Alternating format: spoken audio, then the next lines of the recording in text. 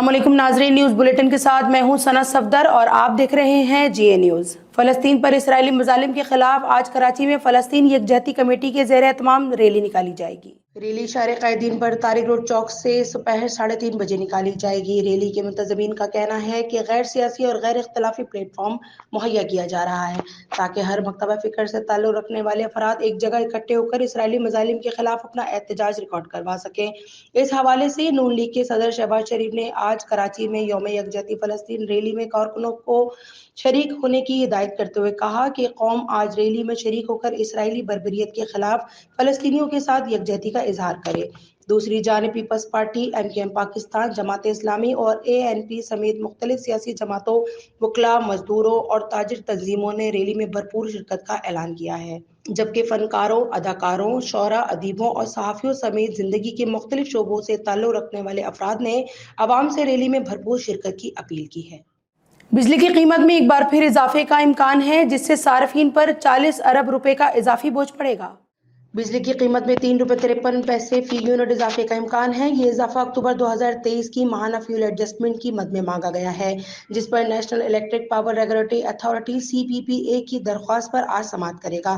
CPPA کی درخواست پر بجلی کی قیمت میں منوعاً اضافے کی صورت میں GST سمیت بجلی صارفین پر تقریباً 40 ارب روپے کا اضافی بوجھ پڑے گا۔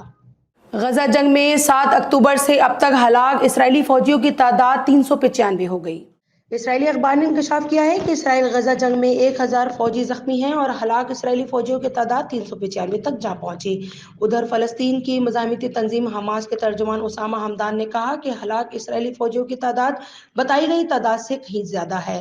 اسرائیل غزہ میں عسکری اور سیاسی دونوں لحاظ سے بری طرح ناکام ہوا۔ حماس کے ترجمان اسامہ حمدان نے مزید کہا، اسرائیل اپنا کوئی بھی مقصد حاصل نہیں کر سکا۔ اسرائیلی جیلوں میں فلسطینی قیدی نہ ہوتے تو ہمیں اسرائیلیوں کو یرغمالی بنانے کی ضرورت نہ ہوتی۔ پاکستانی روپے کے مقابلے میں امریکی ڈالر کی قدر میں اضافے کا رجحان برقرار۔ انٹر بینک میں ڈالر 285 روپے 65 پیسے کا ہو گیا۔ کرنسی ڈیلرز کے مطابق کاروباری دن کے آغاز پر ہی انٹر بینک میں ڈالر کی قدر میں 13 پیسے کا اضافہ ہو گیا۔ انٹر بینک میں ڈالر 285 روپے 65 پیسے کا ہو گیا۔ اسٹیٹ بینک آف پاکستان کے مطابق گزشتہ روز انٹر بینک میں کاروبار کے اختتام پر ڈالر 285 روپے 52 پیسے پر بند ہوا تھا۔ دوسری جانب اوپن مارکیٹ میں امریکی ڈالر پاکستانی روپے کے مقابلے میں 287 روپے کی سطح پر مستحکم رہا۔ واضح رہے کہ گزشتہ کاروباری ہفتے کے آخری روز بھی کرنسی مارکیٹ میں کاروبار کے دوران ڈالر کی قیمت میں 10 پیسے اضافہ ہوا تھا، تاہم کاروباری ہفتے کے دوران مجموعی طور پر قیمت میں 1 روپے سے زائد کمی ریکارڈ کی گئی۔ مزید خبروں اور اپڈیٹس کے لیے دیکھتے رہیے جی اے نیوز۔ جیو سچ کے سنگ۔